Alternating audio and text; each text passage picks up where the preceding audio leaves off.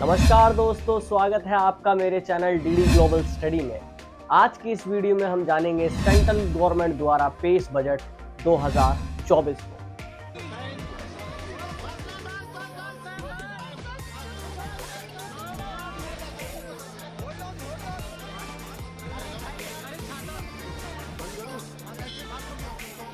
वित्त मंत्री निर्मला सीतारमण ने संसद में एक इंटरिम बजट पेश किया। जी हाँ, ये एक इंटरिम बजट है क्योंकि जिस वर्ष इलेक्शन होने वाले होते हैं उस वर्ष पूरा बजट नहीं पेश किया जाता, इसलिए इस बार इंटरिम बजट को पेश किया गया है। और ये बजट हमेशा फैब के महीने में पेश किया जाता है, इसलिए फैब का महीना काफ़ी महत्वपूर्ण माना जाता है। चलिए जानते हैं आखिर क्या है इस इंटरिम बजट के अंदर। लेकिन सबसे पहले हम ये जानते हैं कि आखिर बजट होता क्या है, क्योंकि मेरा वीडियो बनाने का माध्यम यही है कि जो भी नॉलेज मैं आपको दे रहा हूँ उसके बारे में आपको पूरी जानकारी मिले। बजट जिसमें एक्सपेंडिचर यानी खर्चे, टैक्स यानी कर, लेन देन यानी ट्रांजेक्शन और योजनाओं यानी स्कीम्स का लेखा जोखा होता है, उसे हम आमतौर पर बजट कहते हैं। इस साल निर्मला सीतारमण ने इस बजट का जो विजन है वो रखा है विकसित भारत बाय 2027। जी हाँ, इस बजट में कहा गया है कि हम भारत को 2047 तक एक विकसित भारत बना देंगे। तो अब चलिए जानते हैं कि आखिर बजट पेश क्यों किया जाता है। जी हाँ, बजट को पेश करना इतना ज़रूरी क्यों है? इसलिए ज़रूरी है क्योंकि भारतीय संविधान के अनुच्छेद 112 के अंदर ये कहा गया है कि सरकार हर साल एक AFS यानी एनुअल फाइनेंशियल स्टेटमेंट पेश करेगी, जो हर साल फैब के महीने में पेश किया जाता है।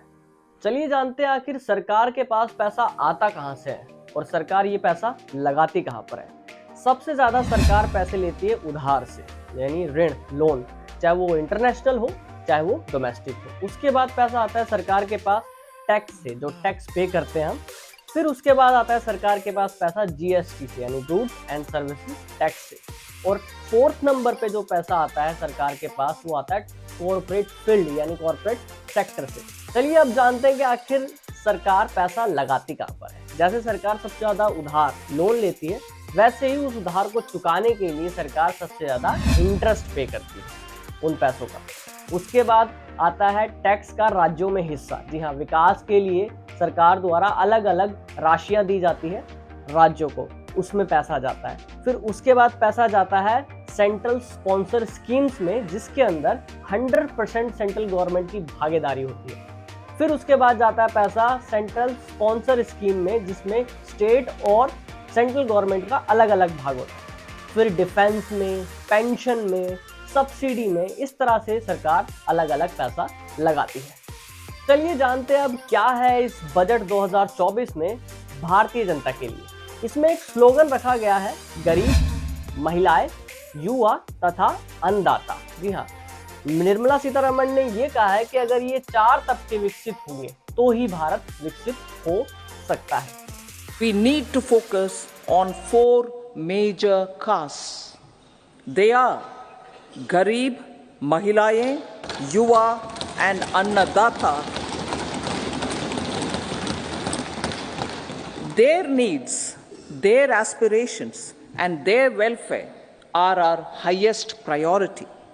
The country progresses when they progress. तो चलिए जानते हैं आखिर कहां पर कितना पैसा एलोकेट किया गया है। पिछले साल की तुलना में भी सरकार का मेन फोकस इस बार कैपिटल एक्सपेंडिचर पर है। जी हाँ, जिसे शॉर्ट में हम कैपेक्स कहते हैं। यानी सरकार पैसे खर्च करेगी लॉन्ग टर्म एसेट्स पर, जैसे मैन्युफैक्चरिंग प्रोजेक्ट, पुल, ब्रिजेस, पोर्ट।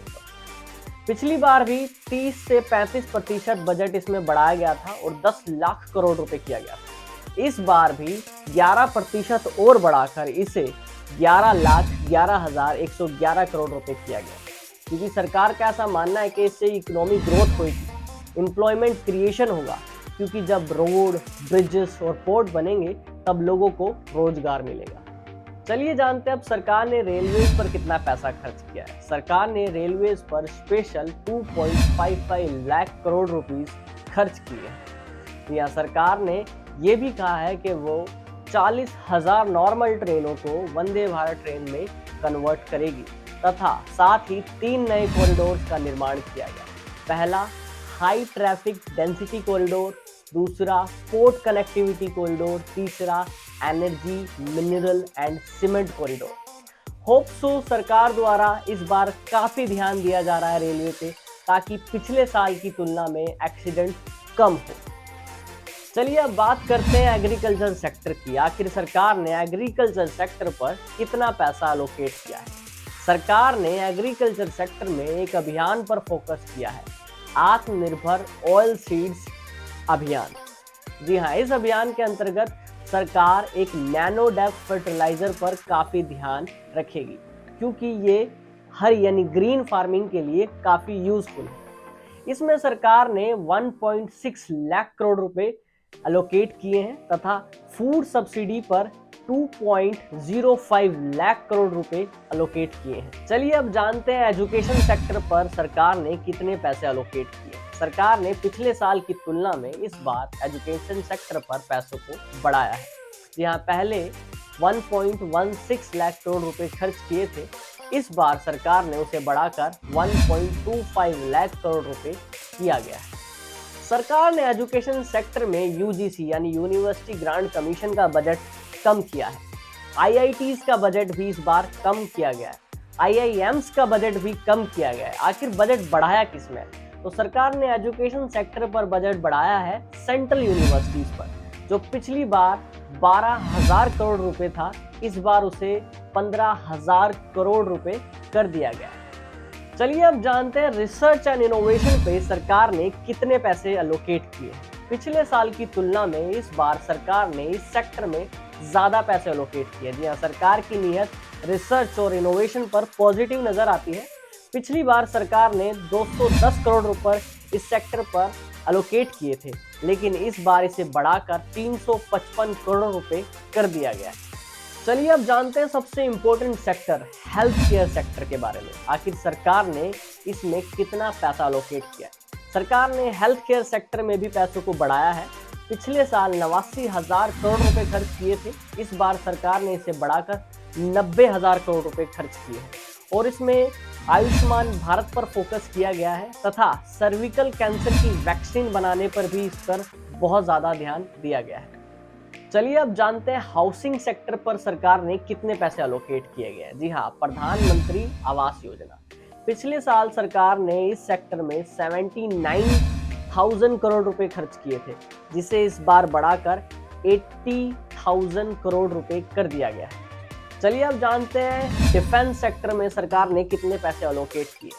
डिफेंस सेक्टर में सरकार ने 4.38% की बढ़ोतरी कर इस बजट को 6.2 करोड़ रुपए किया गया है। यह सरकार ने इस बार डिफेंस पे भी ज़्यादा पैसा खर्च किया है। तो ये थी वीडियो इंटरिम बजट 2024 पर। जी हाँ, ये पूरा बजट नहीं है क्योंकि इस साल इलेक्शन होने वाले हैं। इलेक्शन के बाद पूरा बजट रिलीज किया जाएगा, जिसमें सबसे महत्वपूर्ण चीज़ जिससे लोगों का इंतज़ार रहता है हर साल की तरह इस साल भी, कि टैक्स पर बेनिफिट कितना मिलेगा, ये इलेक्शन के बाद पता चलेगा। तो I hope so interim budget पर आपके डाउट क्लियर हुए होंगे। किस सेक्टर पे सरकार ने कितना पैसा लगाया है ये आपको पता चला होगा।